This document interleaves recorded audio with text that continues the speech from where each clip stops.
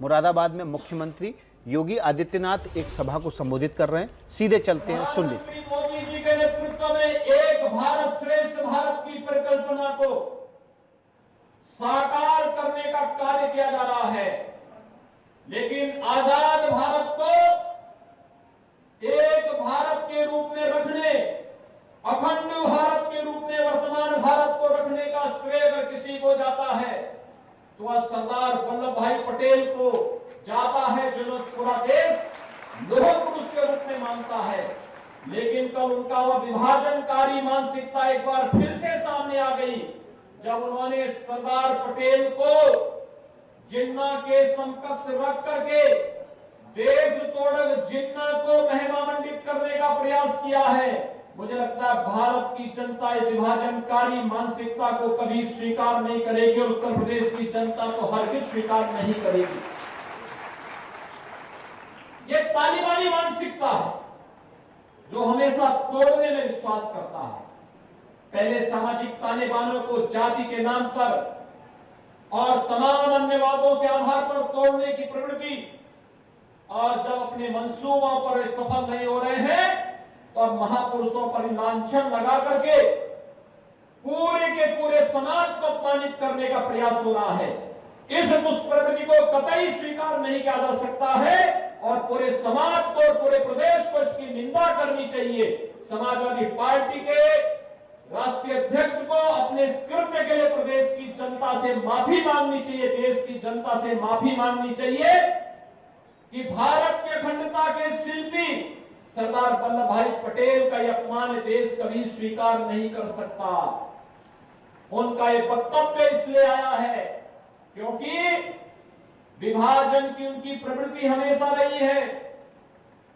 वे चाहते ही नहीं थे किसी गरीब को मकान मिले, किसी गरीब को शौचालय मिले, किसी गरीब को रसोई गैस का कनेक्शन मिले, किसी गरीब को बिजली का कनेक्शन मिले, किसी गरीब को 5 लाख रुपए की सहायता स्वास्थ्य के लिए बीमा कवर मिले। और भाइयों बहनों, आपने देखा होगा कोरोना कालखंड के दौरान ये सभी नेता कोरोना के दौरान, सपा हो, कांग्रेस हो, बसपा हो, ये सभी लोग कोरोना के दौरान होम आइसोलेशन में थे, घर से बाहर नहीं निकले थे।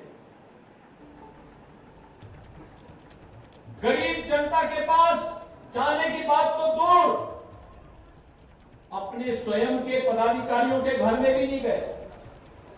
और जब उनके नेता स्वयं होम आइसोलेशन में थे तो उनके पदाधिकारी और उनके कार्यकर्ता भी होम आइसोलेशन में पड़े हुए थे।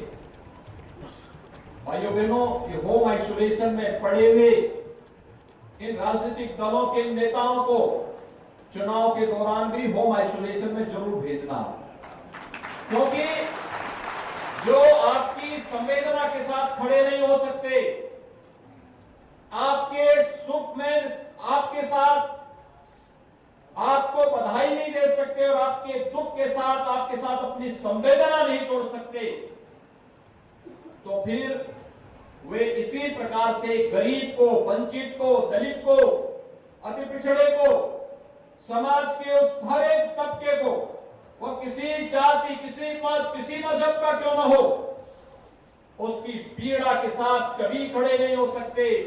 और ये होंगे भी कैसे, क्योंकि इनकी प्रवृत्ति तो हमेशा गरीबों की संपत्ति को और व्यापारियों की संपत्ति को हड़पने की रही है। इनको पीड़ा इस बात के लिए नहीं होती थी कि किसी गरीब की संपत्ति को कोई माफिया कैसे हड़प रहा है। इनको पीड़ा तब होती है जब प्रदेश सरकार किसी माफिया के द्वारा हड़पी गई जमीन पर बुलडोजर चलाने का कार्य करती है, तब इन नेताओं को बुरा लगता है। लेकिन भाइयों बहनों, 2017 के बाद प्रदेश सरकार ने अपराध और अपराधियों के प्रति जीरो टॉलरेंस की नीति के साथ कार्य करना प्रारंभ किया। एक तरफ अपराधियों के साथ सख्ती के साथ निपटने का कार्य, प्रदेश में कानून व्यवस्था की सुदृढ़ स्थिति, सुरक्षा सबको, आस्था का सम्मान सबका, लेकिन शासन की योजनाओं का लाभ भी सबको, मुख्यमंत्री योगी आदित्यनाथ अखिलेश के जिन्ना वाले बयान का जवाब दे रहे थे और पलटवार कर रहे थे।